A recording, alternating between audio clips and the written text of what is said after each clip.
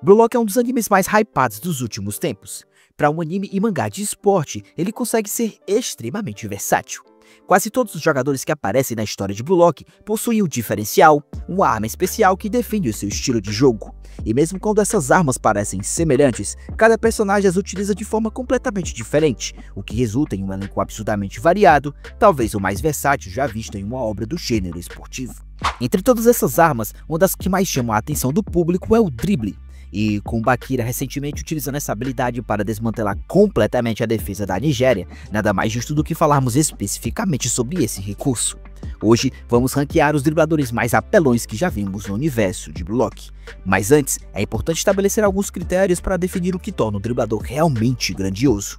Primeiro, o drible precisa ser opressivo, algo que coloque medo nos defensores.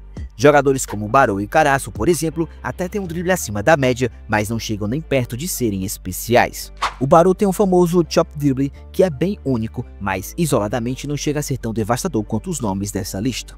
Segundo, o drible tem que ser uma das armas principais daquele jogador, se não a arma principal.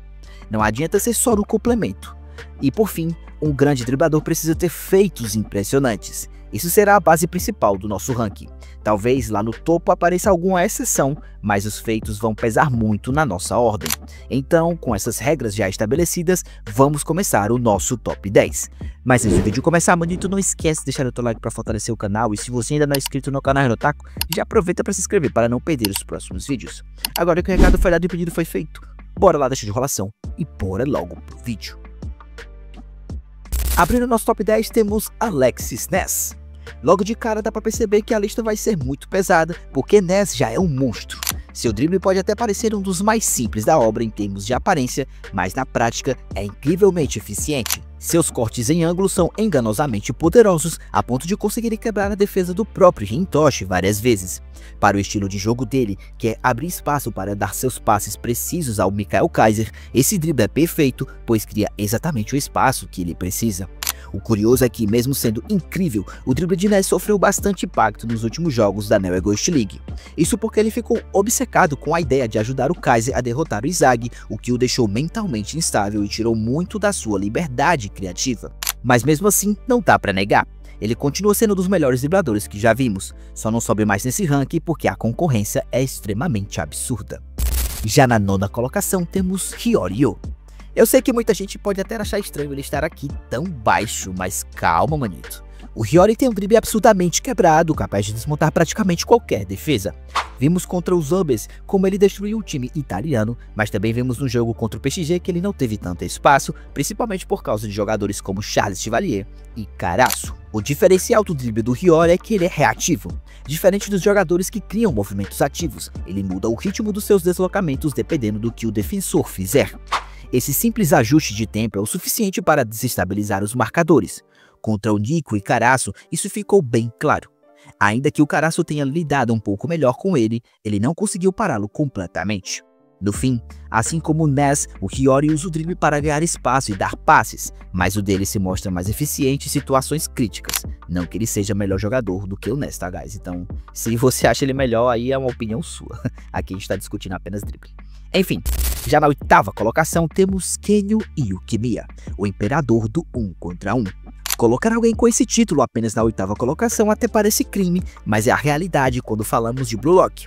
O drible do Yukimiya é um dos mais agressivos e ativos da obra. Ele manipula o ritmo da jogada de forma instintiva, confundindo os defensores sem precisar pensar demais. Isso o coloca acima do Hyoryu, que precisa calcular seus movimentos. Além disso, o Yukimiya já acumulou feitos muito mais impressionantes, o que garante sua colocação. Espero muito dele no Mundial Sub-20 porque ele joga demais, mas infelizmente ele teve alguns problemas com a saúde dele, no caso problemas oculares, né? Já na sétima colocação temos um empate técnico entre Dom Lorenzo, o Zubin dos Ubers, e Ryoma Shigiri, nosso Pantera Vermelha. Apesar dos estilos completamente diferentes, ambos têm impacto semelhante. Dom Lorenzo nunca chegou a ser parado de verdade no drible. Quando o bloquearam, foi antes mesmo de ele receber a bola. Já o Shigiri é pura explosão, um verdadeiro furacão que corta a defesa e cria chances de gol com a sua velocidade absurda. Sim, ele já foi contido por jogadores como Kaiser, mas o estrago que causa é inegável. Juntos merecem essa posição. Levando em consideração que o Dom Lorenzo é um zagueiro, ele está muito bem posicionado nesse top 10, e já o Shigiri ficou por aqui mesmo, devido ao drible não ser a sua habilidade especial, já que a gente sabe que a habilidade principal do Shigiri é a sua velocidade. Então é por isso que temos eles dois aqui ocupando a 7ª colocação. E na 6ª colocação temos o nosso querido Saitoshi. Eu sei, manito, que esse é polêmico, porque a última vez que vimos o Saitoshi em ação foi no jogo contra o time do Blue Lock, atuando pela seleção sub-20, ainda muito inferior ao nível atual dos Blue Lockers. Mas o Saitoshi já mostrou que possui um drible reativo extremamente inteligente, contra-atacando qualquer tentativa do oponente de pará-lo. E narrativamente, ele está no mesmo patamar de talento do Rin Toshi, então não faria sentido colocá-lo mais abaixo. E vale mencionar que ele amassou nossos jogadores quando teve a oportunidade e nem usou toda a sua capacidade de jogo contra o time do Blue Lock. Lembremos aqui, galera, que o Sai jogou simplesmente só o fino da bola naquele jogo contra o time do Blue Lock e ele foi nerfado, né? Narrativamente ele foi nerfado porque senão o time do Blue Lock acabaria por ali mesmo e ele não queria acabar com o sonho do seu irmão. E falando em seu irmão, ocupando a 5ª colocação temos o nosso querido Rin Itoshi. Bom, manitos, o drible do Rin, especialmente em sua forma Berserker, é simplesmente devastador. Quem viu a última temporada sabe muito bem do que eu tô falando. O que o torna único é que ele mistura os dois estilos de drible, o ativo e o reativo. Ele consegue criar movimentos por conta própria, mas também reage aos pontos fracos dos adversários em tempo real. Contra jogadores como Barou, Kunigami e até mesmo o Mikael Kaiser, vimos como ele consegue se adaptar e dominar o seu oponente. Seu drible é tão imprevisível que no jogo contra o Bastard Munique só ficou atrás de lendas como Noel Noah e Loki em termos de impacto. Já na 4ª colocação temos o nosso lendário Meguro Bakira. Manitos, o drible do Bakira é a definição de liberdade. Com a sua imaginação infinita, ele cria movimentos que ninguém espera. É praticamente impossível prever o que ele vai fazer em seu próximo movimento. Sim, eu sei, alguns jogadores como o Ness conseguiram neutralizá-lo ao identificar o seu ritmo, mas depois que ele treinou com o lendário Lavinho, o Bakira adicionou o Jinga ao seu estilo de arsenal de dribles. Essa técnica, que separa o movimento do corpo da movimentação dos pés, o tornou ainda mais imprevisível. Com isso, o Bakira atingiu um novo nível, tornando-se um dos dribladores mais perigosos da obra. Fora isso, ele ainda treinou antes de ir para o Mundial Sub-20, refinando ainda mais as suas habilidades de drible. Bom, manitos, o Bakira joga demais e eu quero ver ele destruindo nesse Mundial Sub-20. Agora que vamos falar do nosso top 3, entramos em território apenas dos profissionais. Ocupando a 3ª colocação, temos o nosso Final Boss Noel Noah, o Cyborg. Bom, manitos, o seu drible é muito simples, como já foi mostrado no arco da Neo Ghost League, mas absolutamente eficiente. Ele sempre escolhe o caminho mais racional e otimizado em campo. Somando isso à sua força física insana e o fato de ser ambidestro, ele se torna um verdadeiro trem desgovernado impossível de parar. O Final Boss de Blue Lock é digno de estar nesse top 3. Já na 2ª posição temos Leonardo Luna, o Raposa Suja. Essa escolha pode causar debate entre os fãs, porque não vimos tanto do seu drible em ação, mas o pouco que vimos na obra já é o suficiente para entender que ele é um verdadeiro príncipe em campo.